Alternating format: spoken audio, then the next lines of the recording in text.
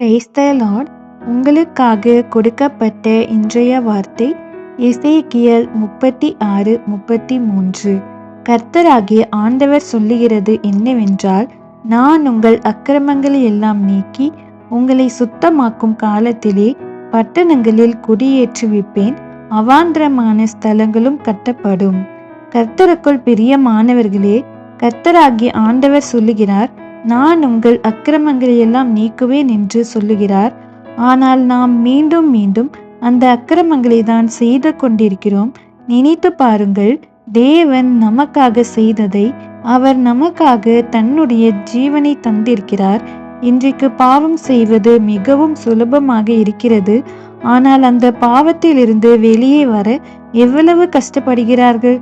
வேதத்தில் ஒரு வார்த்தை சொல்லுகிறது, பாவம் சம்பளம் மரணம் என்று. நாம் பாவம் செய்தால் பாவத்துக்கு ஒரு சம்பளம் இருக்கிறது.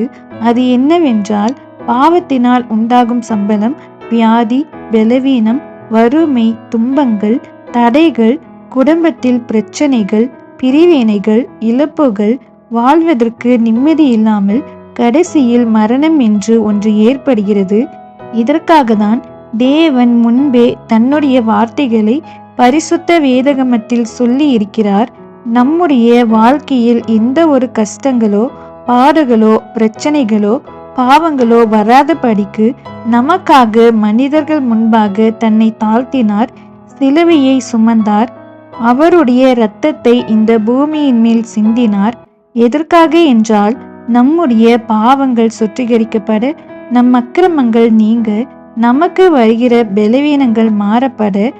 ஆனால் ஒரு சிலர் தான் வாழ்வதற்காக பிறருடைய ஜீவனை எடுக்கிறார்கள், கொலை செய்கிறார்கள். ஆனால் நாமோ பரிசுத்தமானவர்கள்.